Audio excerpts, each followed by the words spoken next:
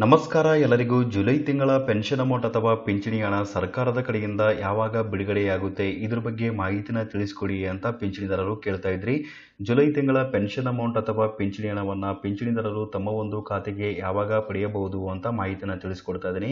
ಇನ್ನು ಮುಖ್ಯವಾಗಿ 2-3 ತಿಂಗಳಿಂದ ಅಥವಾ 3-4 ತಿಂಗಳಿಂದ ನಿಮ್ಮ ಒಂದು ಖಾತೆಗೆ ಹಣ ಜಮಾ ಆಗ್ತಿರ್ಲಿಲ್ಲ ಅಥವಾ ಪೆನ್ಷನ್ ಅಮೌಂಟ್ ಬರ್ತಾ ಇರಲಿಲ್ಲ ಅಂತಂದರೆ ನಿಮ್ಮ ಒಂದು ಖಾತೆಗೆ ಯಾಕೆ ಹಣ ಬರ್ತಾ ಇಲ್ಲ ಅಂತ ನೀವು ವಿವರಗಳನ್ನ ಚೆಕ್ ಮಾಡ್ಕೋಬಹುದಾಗಿರುತ್ತೆ. ಅಂದ್ರೆ ನಿಮಗಾಗಿರುವಂತ ತೊಂದರೆಯನ್ನ ನೀವು ತಿಳಿದುಕೊಳ್ಬಹುದಾಗಿರುತ್ತೆ. ಇನ್ನು ಸರ್ಕಾರದ ಕಡೆಯಿಂದ ಬರುವಂತ ಪಿಂಚಣಿ ಹಣ ನಿಮ್ಮ ಒಂದು ಖಾತೆಗೆ ಸರಿಯಾಗಿ ಜಮಾ ಆಗ್ತಾ ಇದೆಯಾ, ಅಂದ್ರೆ ಪ್ರತಿ ತಿಂಗಳು ಹಣ ಬರ್ತಾ ಇದೆಯಾ ಅಥವಾ ಎಷ್ಟು ತಿಂಗಳ ಹಣ ನಿಮ್ಮ ಒಂದು ಖಾತೆಗೆ ಬರುವಂತದ್ದು ಬಾಕಿಯಲ್ಲಿ ಇದೆ ಅಂತ ನೀವು ಒಂದು ಪಿಂಚಣಿ ಸ್ಥಿತಿ ಮೂಲಕ ಮಾಹಿತಿನ ಚೆಕ್ ಮಾಡ್ಕೋಬಹುದಾಗಿರುತ್ತೆ. ಯಾವ ರೀತಿಯಾಗಿ ಚೆಕ್ ಮಾಡ್ಕೋಬೇಕು ಅಂತ ಇವತ್ತಿನ ವಿಡಿಯೋದಲ್ಲಿ ನಿಮಗೆ ಮಾಹಿತಿನ ತಿಳಿಸ್ಕೊಡ್ತಾ ಇದ್ದೀನಿ. ಸೊ ಅದಕ್ಕಿಂತ ಮುಂಚೆ ತಮ್ಮಲ್ಲಿ ಒಂದು ಸಣ್ಣ ರಿಕ್ವೆಸ್ಟ್, ತಾವಿನ್ನವರೆಗೂ ನಮ್ಮ ಒಂದು ಚಾನಲ್ನ ಸಬ್ಸ್ಕ್ರೈಬ್ ಮಾಡಿಲ್ಲ ಅಂತಂದ್ರೆ ದಯವಿಟ್ಟು ನಮ್ಮ ಒಂದು ಚಾನಲ್ನ ಸಬ್ಸ್ಕ್ರೈಬ್ ಮಾಡಿ ಹಾಗೂ ಪಕ್ಕದಲ್ಲಿ ಇರುವಂಥ ಬೆಲ್ ಐಕನ್ ಅನ್ನು ಕ್ಲಿಕ್ ಮಾಡಿ.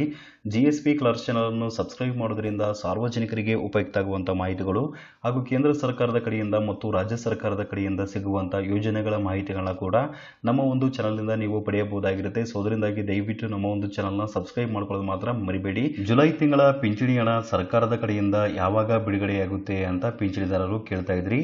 ಜುಲೈ ತಿಂಗಳ ಪೆನ್ಷನ್ ಅಮೌಂಟ್ ಅಥವಾ ಪಿಂಚಣಿ ಹಣ ಈಗಾಗಲೇ ಬಿಡುಗಡೆಯಾಗಿರುವಂಥದ್ದು. ಜುಲೈ 16ನೇ ತಾರೀಕಿಂದ ಪಿಂಚಣಿದಾರರ ಬ್ಯಾಂಕ್ ಖಾತೆಗೆ ಹಣ ಜಮಾಗಲು ಶುರುವಾಗಿದೆ. ಈಗಾಗಲೇ ಪಿಂಚಣಿದಾರರ ಬ್ಯಾಂಕ್ ಖಾತೆಗೂ ಕೂಡ ಹಣ ಬಂದಿರುವಂಥದ್ದು.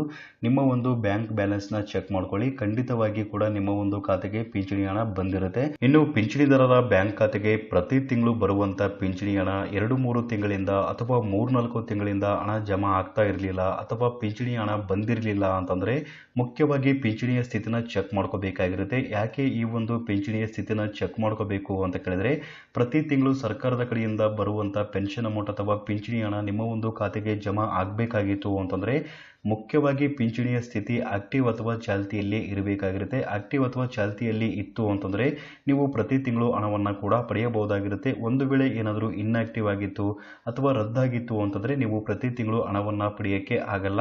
ಹಾಗಾಗಿ ಮುಖ್ಯವಾಗಿ ಪಿಂಚಣಿಯ ಸ್ಥಿತಿನ ನೀವು ಚೆಕ್ ಮಾಡ್ಕೋಬೇಕಾಗಿರುತ್ತೆ. ಪಿಂಚಣಿಯ ಸ್ಥಿತಿನ ಯಾವ ರೀತಿಯಾಗಿ ಚೆಕ್ ಮಾಡ್ಕೋಬೇಕು ಅಂತ ಕೇಳಿದ್ರೆ, ಮೊದಲದಾಗಿ ಪಿಂಚಣಿದಾರರು ತಮ್ಮ ಒಂದು ಮೊಬೈಲ್ ಮೂಲಕ ಈ ಒಂದು ವೆಬ್ಸೈಟ್ಗೆ ಭೇಟಿ ನೀಡಬೇಕಾಗಿರುತ್ತೆ. ಇದು ನಮ್ಮ ಕರ್ನಾಟಕ ಸರ್ಕಾರದ ಕಂದಾಯ ಇಲಾಖೆಯ ಅಫಿಷಿಯಲ್ ವೆಬ್ಸೈಟ್ ಆಗಿರುತ್ತೆ. ಈ ಒಂದು ವೆಬ್ಸೈಟ್ ಲಿಂಕ್ ನಾನು ಈ ಒಂದು ವಿಡಿಯೋ ಕೆಳಗಡೆ ಇರುವಂತಹ ಡಿಸ್ಕ್ರಿಪ್ಷನ್ ಬಾಕ್ಸ್ ಅಲ್ಲಿ ಕೊಟ್ಟಿರ್ತೀನಿ.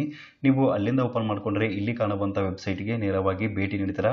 ಈ ಒಂದು ವೆಬ್ಸೈಟ್ಗೆ ಭೇಟಿ ನೀಡಿದ ನಂತರ ಇಲ್ಲಿ ನಿಮಗೆ ಮೋರ್ ಅಂತ ಒಂದು ಆಯ್ಕೆ ಕಾಣುತ್ತಿರುತ್ತೆ ನೋಡಬಹುದು. ಈ ಒಂದು ಮೋರ್ ಮೇಲೆ ಕ್ಲಿಕ್ ಮಾಡ್ಕೊಳ್ಳಿ. ನಂತರ ಇಲ್ಲಿ ಪಿಂಚಣಿ ಸ್ಥಿತಿ ಅಂತ ಬಂದಿದೆ ನೋಡಬಹುದು. ಸೊ ಈ ಒಂದು ಪಿಂಚಣಿ ಸ್ಥಿತಿ ಮೇಲೆ ಕ್ಲಿಕ್ ಮಾಡ್ಕೊಳ್ಳಿ. ನಂತರ ಬೆನಿಫಿಷರಿ ಸ್ಟೇಟಸ್ ರಿಪೋರ್ಟ್ ಅಂತ ಬಂದಿರುತ್ತೆ. ಇಲ್ಲಿ ಕೆಳಗಡೆ ಎಂಟರ್ ಬೆನಿಫಿಷರಿ ID ಅಂತ ಇದೆ ನೋಡಬಹುದು. ಬೆನಿಫಿಷರಿ ID ಅಂತ ಹೇಳಿದ್ರೆ ಫಲಾನುಭವಿಯ ಸಂಖ್ಯೆ ಅಂತ ಹೇಳಿರ್ತಾರೆ. ಸೊ ಫಲಾನುಭವಿಯ ಸಂಖ್ಯೆ ನೀವು ಕಡ್ಡಾಯವಾಗಿ ಎಂಟರ್ ಮಾಡಬೇಕಾಗಿರುತ್ತೆ. ನಿಮಗೆ ಏನಾದರೂ ಬೆನಿಫಿಷರಿ ID ನಂಬರ್ ಗೊತ್ತಿರಲಿಲ್ಲ ಅಂತಂದ್ರೆ ಬೆನಿಫಿಷರಿ ID ನಂಬರ್ ಪಡೆಯುವಂತ ವಿಡಿಯೋನ ಕೂಡ ನಾನು ಆಲ್ರೆಡಿ ಮಾಡಿದ್ದೀನಿ. ಆ ಒಂದು ವಿಡಿಯೋ ಲಿಂಕ್ ಕೂಡ ಈ ಒಂದು ಐ ಕಾರ್ಡ್ ಅಲ್ಲಿ ಕೊಟ್ಟಿರ್ತೀನಿ. ಸೊ ಐ ಕಾರ್ಡ್ ನ ನೀವು ಕ್ಲಿಕ್ ಮಾಡಿಕೊಂಡು ಆ ಒಂದು ವಿಡಿಯೋ ನೋಡಿಬಿಟ್ಟು ನೀವು ಬೆನಿಫಿಷರಿ ID ನಂಬರ್ ನ ಪಡೆದುಕೊಂಡು ನಂತರ ಬೆನಿಫಿಷರಿ ID ನಂಬರ್ ನ ಈ ಒಂದು ಖಾಲಿ ಬಾಕ್ಸ್ ಅಲ್ಲಿ ಎಂಟರ್ ಮಾಡಿ. ನಂತರ ಇಲ್ಲಿ ಕೋಡ್ ಅಥವಾ ಕ್ಯಾಪ್ಚಾ ಕೋಡ್ ಅಂತ ಕೊಟ್ಟಿರ್ತಾರೆ. ಈ ಒಂದು ಕ್ಯಾಪ್ಚಾ ಕೋಡ್ ನ ಈ ಒಂದು ಖಾಲಿ ಬಾಕ್ಸ್ ಅಲ್ಲಿ ಎಂಟರ್ ಮಾಡಿ. ನಂತರ ಸರ್ಚ್ ಅಂತ ಇರುತ್ತೆ, ಇಲ್ಲಿ ಸರ್ಚ್ ಮೇಲೆ ಕ್ಲಿಕ್ ಮಾಡ್ಕೊಳ್ಳಿ. ನಿಮ್ಮ ಒಂದು ಪಿಂಚಣಿಗೆ ಸಂಬಂಧಪಟ್ಟ ವಿವರಗಳು ಕೂಡ ಇಲ್ಲಿ ಬಂದಿರುತ್ತೆ. ಇದರಲ್ಲಿ ಮುಖ್ಯವಾಗಿ ಇರುವಂತದ್ದು ಬೆನಿಫಿಷರಿ ಸ್ಟೇಟಸ್ ಅಂತ ಇದೆ ನೋಡಬಹುದು. ಬೆನಿಫಿಷರಿ ಸ್ಟೇಟಸ್ ಅಲ್ಲಿ ರನ್ನಿಂಗ್ ಅಂತ ಇರಬೇಕು. ರನ್ನಿಂಗ್ ಅಥವಾ ಆಕ್ಟಿವ್ ಅಂತ ಇತ್ತು ಅಂತಂದ್ರೆ ನೀವು ಪ್ರತಿ ತಿಂಗಳು ಪಿಂಚಣಿ ಹಣವನ್ನ ಪಡೆಯಕ್ಕೆ ಅರ್ಹತೆಯನ್ನ ಹೊಂದಿರ್ತೀರ. ನಿಮ್ಮ ಒಂದು ಖಾತೆಗೆ ಖಂಡಿತವಾಗ್ಲೂ ಕೂಡ ಪ್ರತಿ ತಿಂಗಳು ಹಣ ಜಮಾ ಆಗುತ್ತೆ. ಒಂದು ವೇಳೆ ಏನಾದರೂ ಇನ್ಆಕ್ಟಿವ್ ಇತ್ತು ಅಥವಾ ಸ್ಟಾಪ್ಡ್ ಅಂತ ಬಂದಿತ್ತು ಅಂತಂದ್ರೆ ನೀವು ಪ್ರತಿ ತಿಂಗಳು ಹಣವನ್ನ ಪಡೆಯಕ್ಕೆ ಆಗಲ್ಲ. ಯಾಕೆಂದ್ರೆ ನಿಮ್ಮ ಒಂದು ಪಿಂಚಣಿಯನ್ನ ಸಂಪೂರ್ಣವಾಗಿ ರದ್ದು ಮಾಡಿರ್ತಾರೆ. ಇನ್ನು ನಿಮ್ಮ ಒಂದು ಬ್ಯಾಂಕ್ ಖಾತೆಗೆ ಪಿಂಚಣಿ ಹಣ ಸರಿಯಾಗಿ ಜಮಾ ಆಗ್ತಾ ಇದೆಯಾ, ಅಂದ್ರೆ ಪ್ರತಿ ತಿಂಗಳು ಹಣ ಬರ್ತಾ ಇದೆಯಾ ಅಂತ ಇನ್ನೊಂದು ಸ್ಟೇಟಸ್ ಮೂಲಕ ನೀವು ಮಾಹಿತಿನ ಕೂಡ ಚೆಕ್ ಮಾಡ್ಕೋಬಹುದಾಗಿರುತ್ತೆ. ಅದು ಹೇಗೆ ಅಂತ ಕೇಳಿದ್ರೆ, ಇಲ್ಲಿ ಕೆಳಗಡೆ ಒಂದು ಲಿಂಕ್ ನ ಕೊಟ್ಟಿರ್ತಾರೆ. Click here for latest payment details from December 2023 ಅಂತಿರುತ್ತೆ. ಸೊ ಈ ಒಂದು ಲಿಂಕ್ ಮೇಲೆ ಕ್ಲಿಕ್ ಮಾಡ್ಕೊಳ್ಳಿ. ನಂತರ ಬೆನಿಫಿಷರಿ ಪೇಮೆಂಟ್ ಸ್ಟೇಟಸ್ ರಿಪೋರ್ಟ್ ಅಂತ ಬಂದಿರುತ್ತೆ. ಅಂದ್ರೆ ಪಿಂಚಣಿದಾರರ ಬ್ಯಾಂಕ್ ಖಾತೆಗೆ ಹಣ ಬಂದಿರುವಂತಹ ವಿವರಗಳು ಕೂಡ ಇಲ್ಲಿ ಸಂಪೂರ್ಣವಾಗಿ ಇರುವಂತದ್ದು. ಬೆನಿಫಿಷರಿ ನೇಮ್ ಅಂತ ಇರುತ್ತೆ, ಬೆನಿಫಿಷರಿ ಅಕೌಂಟ್ ಹೋಲ್ಡರ್ ನೇಮ್ ಅಂತ ಇರುತ್ತೆ, ಸ್ಕೀಮ್ ಅಂತ ಇರುತ್ತೆ, ಮಂತ್ ಅಂತ ಇರುತ್ತೆ, ಇಯರ್ AR ಅಂತ ಇರುತ್ತೆ ಮತ್ತು ಅಮೌಂಟ್ ಅಂತ ಕೂಡ ಇರುತ್ತೆ. ಅಂದರೆ ಯಾವ ಸ್ಕೀಮ್ ಕಡೆಯಿಂದ ಅಥವಾ ಯಾವ ಒಂದು ಯೋಜನೆ ಕಡೆಯಿಂದ ಹಣವನ್ನು ಪಡಿತಾ ಇರ್ತೀರಾ ಅಂತ ಇಲ್ಲಿ ಕೊಟ್ಟಿರ್ತಾರೆ. ನಂತರ ಯಾವ ಒಂದು ತಿಂಗಳಲ್ಲಿ ಹಣವನ್ನು ಬಿಡುಗಡೆ ಮಾಡಲಾಗಿದೆ ಅಂತ ಇಲ್ಲಿ ತಿಂಗಳವನ್ನು ಕೂಡ ಕೊಟ್ಟಿರ್ತಾರೆ ನೋಡ್ಬೋದು. ನಂತರ ಇಯರ್ ಅಂತಿರುತ್ತೆ, ನಂತರ ಇಲ್ಲಿ ಅಮೌಂಟ್ ಅಂತಿರುತ್ತೆ, ಎಷ್ಟು ಹಣವನ್ನು ಪ್ರತಿ ತಿಂಗಳು ನೀವು ಪಡಿತಾ ಇದ್ದೀರಾ ಅಂತ ಹಣವನ್ನು ಕೂಡ ಕೊಟ್ಟಿರ್ತಾರೆ. ನಂತರ ಪೇಮೆಂಟ್ ಡೇಟ್ ಅಂತ ಇದೆ, ಅಂದ್ರೆ ಪಿಂಚಣಿ ಹಣ ಜಮಾ ಆಗಿರುವಂತ ದಿನಾಂಕವನ್ನು ಕೂಡ ಕೊಟ್ಟಿರ್ತಾರೆ. ನಂತರ ಸ್ಟೇಟಸ್ ಅಂತ ಇರುತ್ತೆ, ಇಲ್ಲಿ ಸಕ್ಸಸ್ ಅಂತ ಇದೆ ನೋಡಬಹುದು. ಸಕ್ಸಸ್ ಅಂತ ಇತ್ತು ಅಂತಂದ್ರೆ ಪಿಂಚಣಿದಾರರ ಬ್ಯಾಂಕ್ ಖಾತೆಗೆ ಹಣವನ್ನು ಜಮಾ ಮಾಡಲಾಗಿದೆ ಅಂತ ನೀವು ಅರ್ಥ ಮಾಡ್ಕೋಬಹುದಾಗಿರುತ್ತೆ. ಇನ್ನು ಯಾವ ಯಾವ ತಿಂಗಳ ಹಣ ಜಮಾ ಆಗಿದೆ ಅಂತ ಕೇಳಿದ್ರೆ ಎಲ್ಲ ತಿಂಗಳ ಹಣ ಕೂಡ ಜಮಾ ಆಗಿರುವಂತದ್ದು. ಇಲ್ಲಿ ನೋಡಬಹುದು ಜೂನ್ ಅಂತ ಇದೆ ನೋಡಬಹುದು, ಜೂನ್ ತಿಂಗಳವರೆಗೂ ಕೂಡ ಹಣ ಜಮಾ ಆಗಿದೆ. ಜೂನ್ ತಿಂಗಳ ಹಣವನ್ನ ಈ ಒಂದು ಜುಲೈ ತಿಂಗಳಲ್ಲಿ ಜಮಾ ಮಾಡಿರ್ತಾರೆ. ಜುಲೈ ತಿಂಗಳ ಹಣವನ್ನ ಆಗಸ್ಟ್ ತಿಂಗಳಲ್ಲಿ ಜಮಾ ಮಾಡ್ತಾರೆ.